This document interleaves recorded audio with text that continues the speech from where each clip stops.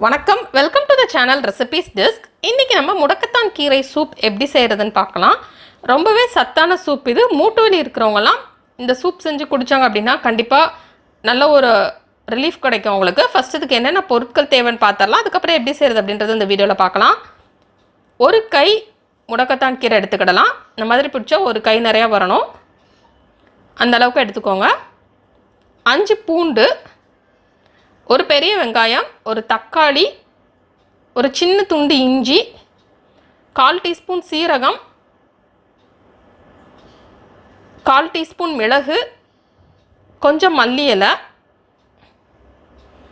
First நம்ம ஒரு mixie jar எடுத்துக்கிடலாம். எடுத்துகிட்டு அதில் சீரகம், மிளகு சேர்த்துக்கிடலாம்.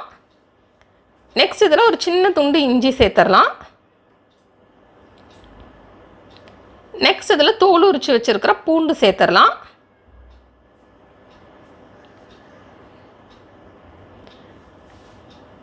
நெக்ஸ்ட் இதில் பெரிய வெங்காயத்தை நறுக்கி சேர்த்துக்கலாம். நெக்ஸ்ட் இதில் தக்காளியை நறுக்கி சேர்த்துக்கிடலாம்.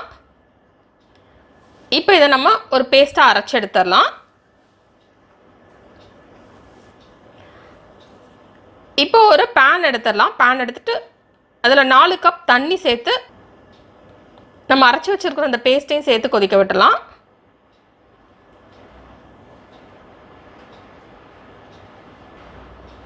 நல்லா இதில் உள்ள பச்சை வாசனையெல்லாம் போகட்டும், அது வரைக்கும் நம்ம இதை கொதிக்க விட்டுடலாம்.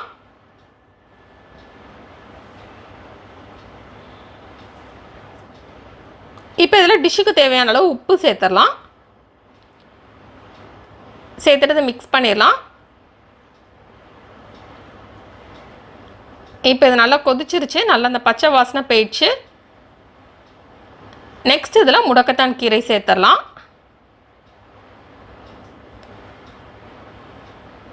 சேர்த்துட்டு இப்போ இதையும் நல்லா கொதிக்க விட்டுலாம்.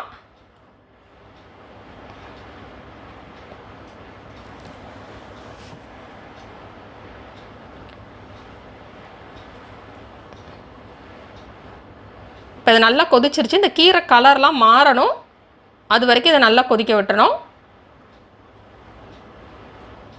இப்போ நம்ம ஸ்டவ் ஆஃப் பண்ணிடலாம்.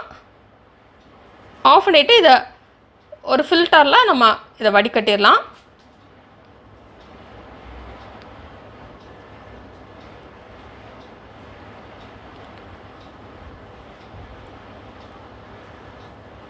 இப்போ இதை ஒரு மேஷர் இல்லைனா ஒரு ஸ்பூனு வச்சு நம்ம இந்த மாதிரி ப்ரெஸ் பண்ணி விட்டலாம். அப்படின்னா இதில் இருக்கிற எல்லா சாரும் உள்ளே இறங்கிடும். இப்போ நமக்கு சத்தான முடக்கத்தான் கீரை சூப் ரெடி. இது லைட்டான ஒரு கசப்பு டேஸ்ட் இருந்தாலும் இது ரொம்பவே ஹெல்த்தி. அதனால் கண்டிப்பாக நீங்கள் இதை வீட்டில் ட்ரை பண்ணி பாருங்கள். இதுக்கு மேலே நறுக்கி வச்சுருக்கிற மல்லி இலை சேர்த்து மிக்ஸ் பண்ணிடலாம். தேவைப்பட்டால் நீங்கள் மிளகு பொடி சேர்த்தும் நீங்கள் இதை குடிச்சிக்கலாம். இந்த ரெசிபி நீங்கள் ட்ரை பண்ணி பார்த்துட்டு எப்படி வந்திருக்கு அப்படின்றத கீழே உள்ள கமெண்ட்ஸ் பாக்ஸில் சொல்லுங்கள். மேலும் இந்த சேனலோடு இணைந்திருங்கள் புதிய புதிய ரெசிபிகளுக்காக.